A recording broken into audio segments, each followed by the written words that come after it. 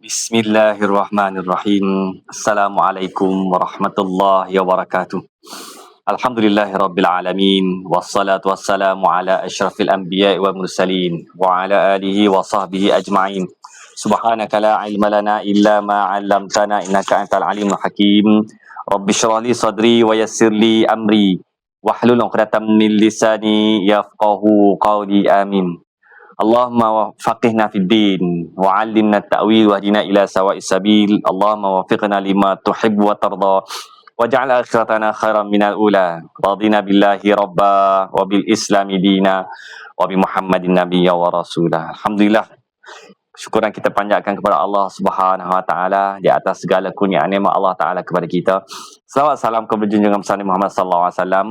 Allahumma salli ala sayyidina Muhammad wa ala ali Muhammad. Tuan-tuan dan puan-puan yang dirahmati Allah Ta'ala sekalian, InsyaAllah kita sambung lagi pembicaraan kita daripada kitab Tarbiyatul Aulad fil Islam, pendidikan anak-anak adalah Islam, yang mana menjadi suatu concern, menjadi suatu perkara yang penting, semua orang pentingkan dalam kehidupan keluarga, iaitu pendidikan anak-anak. Dan kita membawakan kitab Syekh Abdullah Nasir Alwan, yang asalnya 2 jilid, dan kitab yang kita rujuk ni terbitan PTS, ada 4 jilid semuanya, dan kita berada di jilid yang kedua, buku warna pink ni. Dan insyaAllah kita sambung. Apa yang kitab ni boleh rujuk muka surat 218, insyaAllah. Masih lagi tajuk tentang hukuman kepada anak-anak. Jikalau anak dididik sejak kecil dengan akidah yang lurus, selalu bermuhasabah diri dan rasa diperhatikan Allah Subhanahu Wa Taala, beriman kepada Allah Subhanahu Wa Taala, meminta pertolongan daripadanya, takut kepadanya dan bergantung padanya di setiap peringkat kehidupan. Apabila anak dapat merasai jauh di lubuk hatinya bahawa Allah Subhanahu Wa Taala mengawasinya, memerhatikannya, tahu rahsianya, tahu mata yang khianat, dan setiap yang disembunyikan adalah hati, maka apa sahaja ancaman akhirat dan dunia tersemat dalam hatinya. Tuan-tuan dan puan-puan yang dirahmati Allah Ta'ala sekalian, tuan kitab ni sebut tentang bagaimana pokok mana pun dalam pendidikan ini asasnya adalah akidah. Foundationnya adalah akidah. Kenal dengan Allah Subhanahu Wa Taala, rasa sedar bahawa Allah Subhanahu Wa Taala itu sifatnya wujud, Allah Ta'ala itu sifatnya maha melihat, Allah Ta'ala itu sifatnya maha esa. Pokok pangkalnya ialah akidah. Jadi kita dah sebut sebelum-sebelum ni, dalam beberapa siri sebelum ini, tentang persoalan akidah ini. Maka penting anak-anak dididik, diperkenalkan dengan pendidikan akidah ketuhanan. Boleh saja ia dilaksanakan secara tidak formal. Selain kita hantar anak ke sekolah, contoh hantar ke 1000 ke, sekolah rendah Islam baru dulu ke, ataupun sekolah-sekolah lain yang mempunyai asas Islam dalam pendidikannya.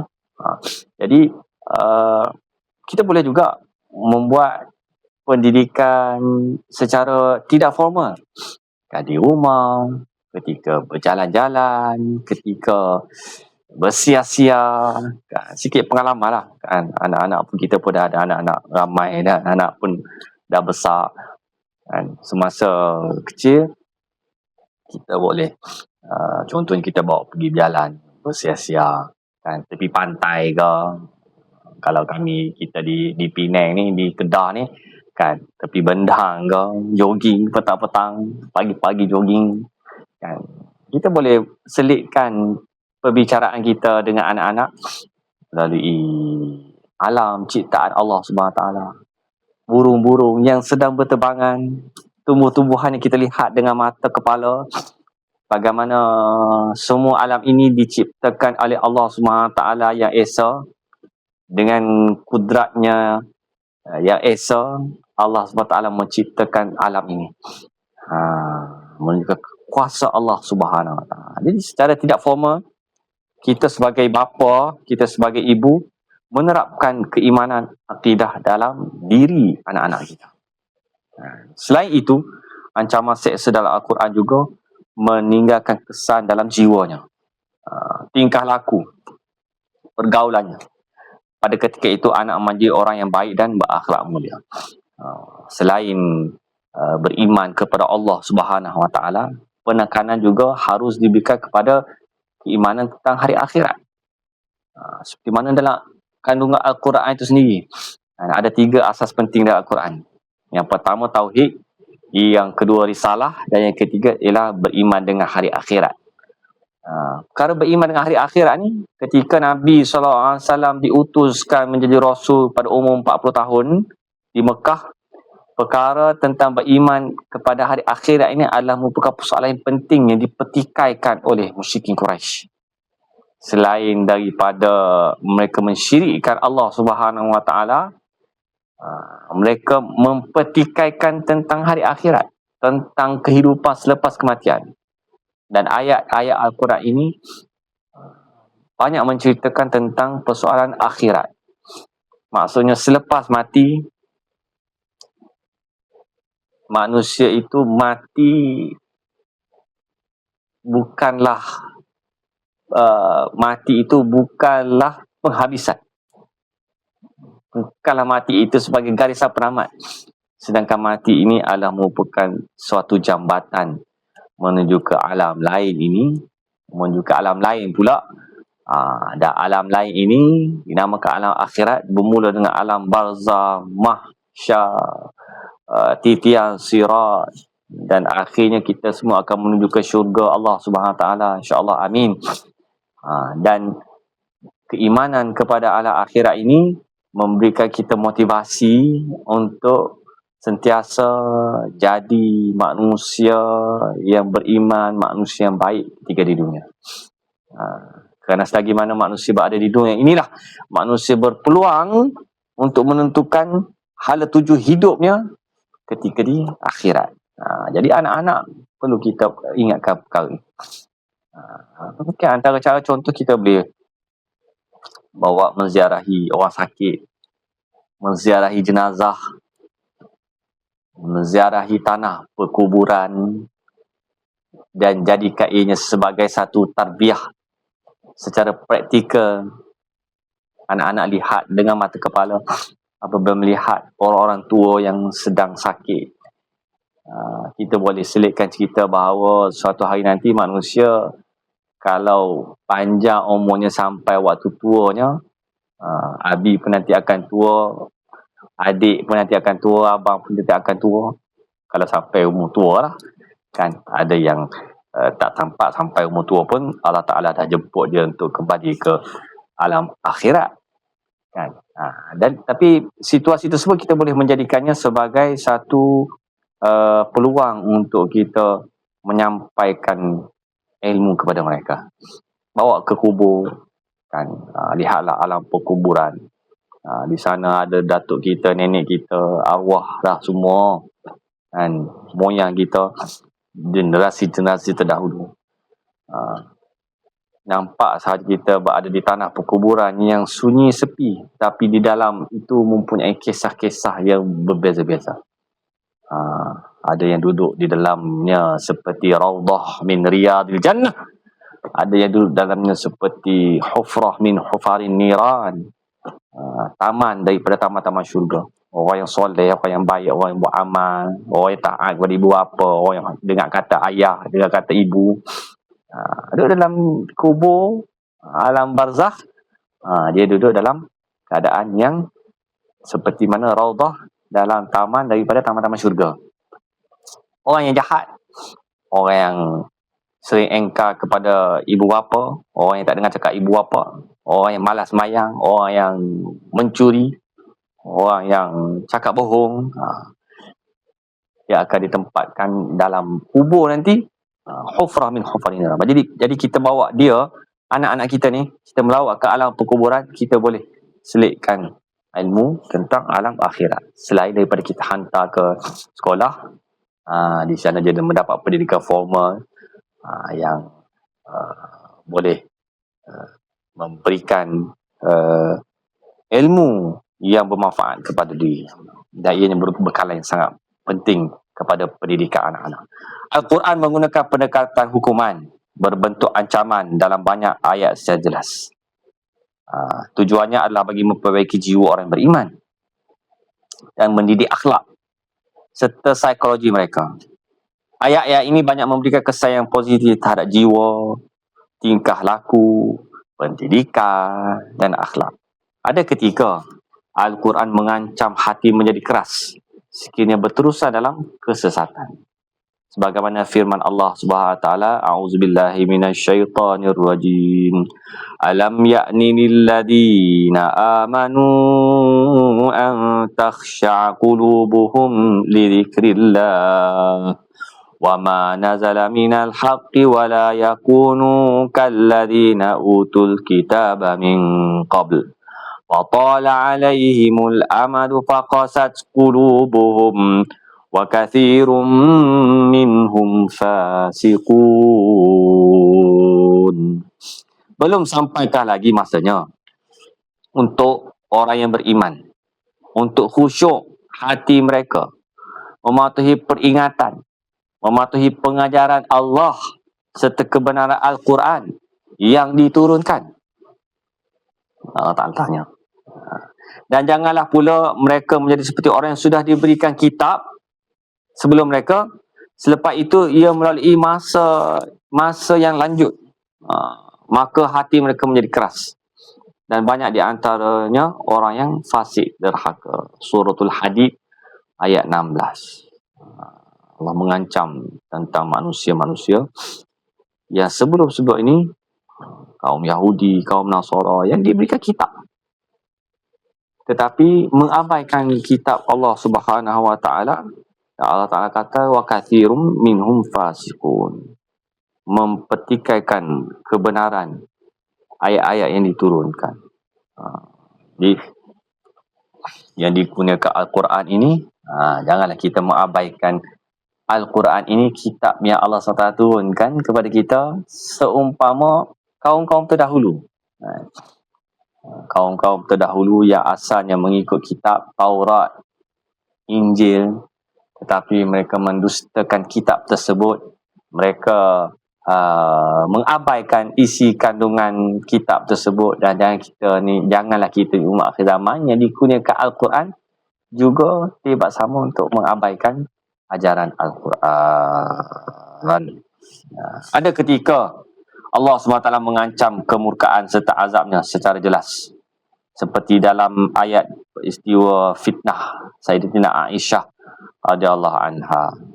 Ini cerita yang panjang lah tentang fitnah, hadisul ifki, dan tentang fitnah kepada Sayyidina Aisyah radhiyallahu anha. Walaula fadlullahi alaikum wa rahmatuhu fid dunya wal akhirah lamassakum fima afadtum fihi adabun azim.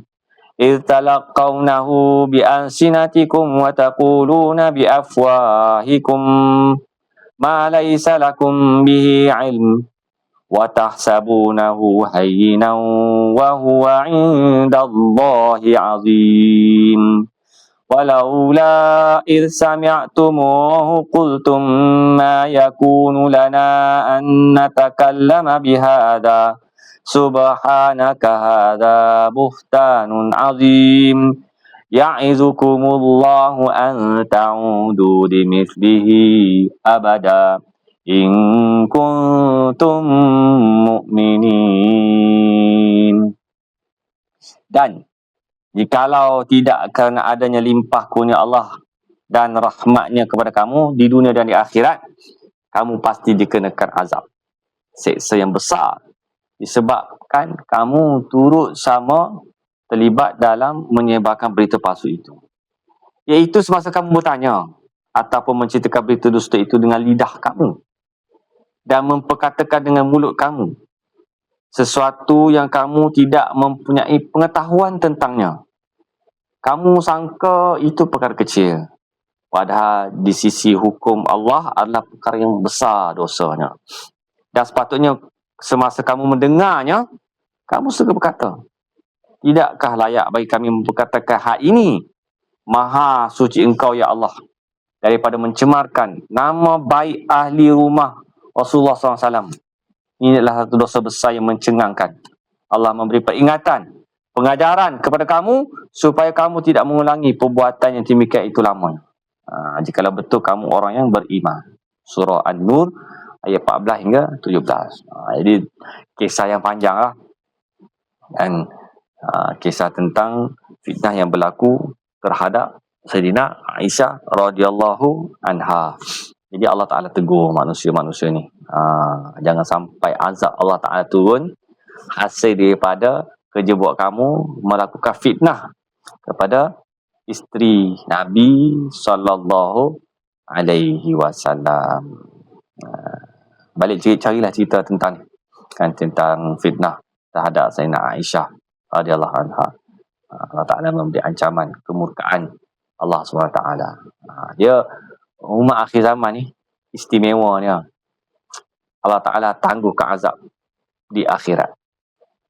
Allah Ta'ala tak turunkan azab seperti mana umat-umat terdahulu. Kan kita tengok umat-umat dahulu kan, kaum Nabi Lut, kaum Samud, Nabi Hud, kaum Saleh, Madian, kaum apa lagi yang terdahulu yang dimusnahkan oleh Allah SWT di dunia hasil daripada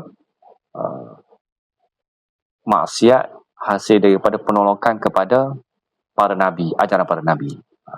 Jadi Allah Ta'ala terus turunkan azab kepada mereka ketika di dunia lagi. Tapi umat Nabi SAW ni istimewanya Allah Ta'ala beri peluang ketika di dunia. Tak ada yang diberi azab teruk-teruk macam umat terdahulu. Tak ada yang diterbalikkan bumi macam kaum Nabi Lut. Kan? Tak ada yang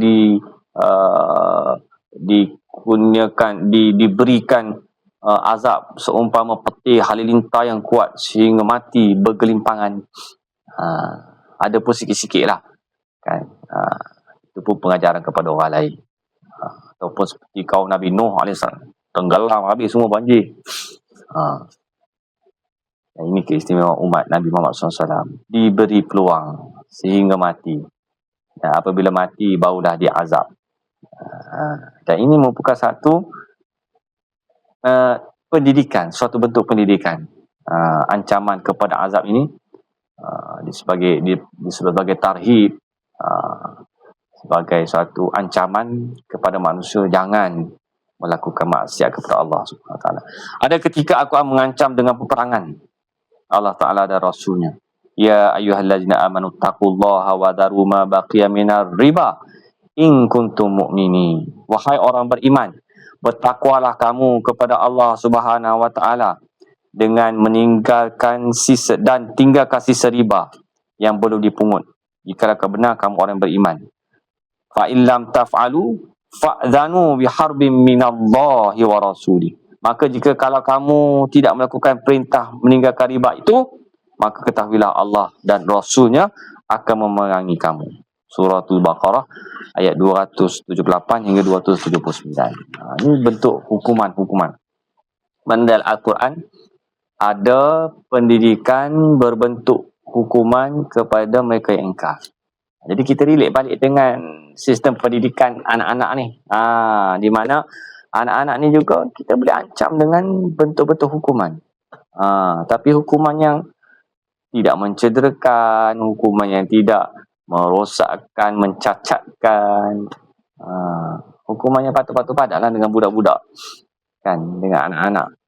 Jangan sampai berlaku penderaan kan, macam yang berlaku hari ni, apa sampai matilah anak tu, anak tirinya diseksa di Indonesia kan, anak tirinya diseksa, diberi minum air panas yang mendidih kan. Ini bukan kerja manusia ni kan. Ada ketikanya Allah Ta'ala mengancam dengan azab akhirat. Ini bentuk ancaman akhirat dalam pendidikan juga. Walladzina la yad'una ma'allahi ilahan akhar wa la yaqtuluna an-nafsa allati harramallahu illa bil haqqi wa la yaznun wa may yaf'al dhalika yalqa athama yudha'af lahu al-'adzabu yawmal qiyamati wa yakhlud fihi muhana. Dan juga mereka yang tidak menyembah sesuatu yang lain bersama-sama Allah dan tidak membunuh jiwa yang diharamkan Allah membunuhnya kecuali dengan jalan yang baik, dan tidak pula mereka berzina, dan sesiapa melakukan yang demikian akan mendapat balasan dosanya, akan digandakan baginya azab seksa pada hari kiamat, dan dia akan kekal dalam azab itu dengan menerima kehinaan. Surah Al-Furqan ayat 68 hingga 69. Jadi dalam kitab ni ada dibawakan banyaklah ayat-ayat tentang ancaman-ancaman azab kepada mereka yang engkar kepada perintah Allah Ta'ala. Surah At-Taubah pada ayat 39, Surah Al-Fatah ayat 16, At-Taubah ayat 74, At-Taubah ayat 55. Ada hemat penulis, sekiranya pendidik memberikan penekanan terhadap pendidikan iman anak-anak, mereka pasti mudah terkesan dengan ancaman-ancaman yang dinyatakan dalam Al-Quran dan Sunnah dalam meninggalkan perbuatan-perbuatan yang haram. Kita bincangkan perkara ini dalam tajuk tanggungjawab pendidikan iman tentang peranan yang perlu dimainkan oleh pendidik dalam mendidik akidah dan iman anak supaya mereka membesar dengan sifat istiqamah dan berakhlak. Yang ini kita sentuhlah sebelum ni. Kalau tuan-tuan dan puan-puan ingat, dalam siri diskusi kitab kita sebelum-sebelum ni, ada diceritakan tentang pendidikan iman, tentang keimanan. Mana asas tu bagi settle tu, bab hukuman ni paling last sekali, last resort. Memang dah tak boleh buat apa dah, bawa dah pergi ke tingkat hukuman kan. Tapi biasanya insya-Allah lah, kalau dah dididik, ditarbiyah dengan persoalan keimanan tentang akhirat, insya-Allah jiwanya telah bersedia untuk menerima apa saja bentuk pendidikan. Inilah yang dimaksudkan dengan hukuman berbentuk ancaman yang kita sama-sama bincangkan sebelum ini. Sebagai penutup, dapat penulis katakan, para pendidik mempunyai banyak cara bagi menghalang anak-anak melakukan dosa. Cara-cara yang dinyatakan ini adalah antara cara-cara terpenting dalam mendisiplinkan dan memperbaiki diri anak. Para pendidik seharusnya bijak memilih yang terbaik untuk diaplikasikan. Jadi situasi kita berbeza kan, tuan-tuan di sana berbeza, saya berbeza, kita dibesarkan dalam suasana berbeza, kampung kita pun mungkin berbeza. Tuan-tuan ada yang duduk di taman, duduk di apartmen, suasana pun berbeza. Jadi Allah Ta'ala, Nabi SAW membentangkan pelbagai jenis bentuk pendidikan. Konsep asasnya ada, tetapi dari segi aplikasinya kita yang mewarnai atas kebijaksanaan kita dalam pelbagai situasi yang berbeza. Cara-cara ini berbeza mengikut perbezaan anak-anak dari segi tahap kecerdikan, budaya, perasaan, emosi. Tahap pendidikan kita pun berbeza kan. Tuan-tuan di luar sana ni pun berbeza tahap pendidikan. Jadi anak-anak tuan-tuan pun berbeza tahap pendidikan, tahap kecerdasan pun berbeza. Maka kita serasikan. Ada yang dicukup dengan sekadar isyarat dari jauh sudah menggetarkan hatinya. Ada yang terkesan dengan pandangan mata ayah yang tajam, penuh kemarahan. settle. Ada juga yang diubah dengan memberi peringatan pada perihal hukum yang akan dijalankan kepadanya. Ancam dengan hukuman. Satgi Abi Rotan lagi. Umi cakap, satgi Abi Rotan lagi. Satgi abang kat Abi satgi. Macam mana? Jadi itu pun dah cukup menjadi satu ancaman kepada dia. Peringatan kepadanya. Ada yang berubah selepas dipulau kat ibu bapa. Ada yang perlu dimarahi dan dinaikkan suara. Yang paling teruk, ada yang perlu merasakan kesakitan pada badan untuk berubah menjadi baik. Jadi berbeza anak-anak.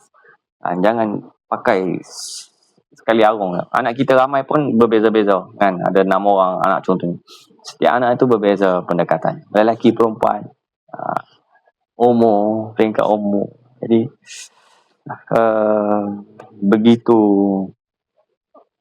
variety, kepelbagaian mad'u kita, kepelbagaian anak-anak kita, pendidikan kita pun kita boleh sesuaikan. Seperti yang dinyatakan, Islam meraihkan semua cara hukuman ini dan membimbing para pendidik tentang bagaimana menjalankannya.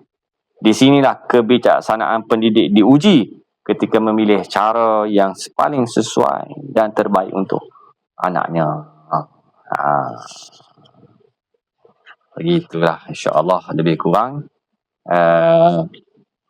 perkongsian dalam CD kali ini. Mudah-mudahan sedikit sebanyak apa yang kita kongsikan memberi manfaat untuk diri saya dan juga tuan-tuan dan puan-puan yang melihat dengan mata hati, yang mendengar dengan telinga hati, yang sama-sama dalam program kita pada hari ini. Qulu qawli hadza wa astaghfirullahal azim wa lakum. Wabillahi taufiq. Assalamualaikum warahmatullahi wabarakatuh.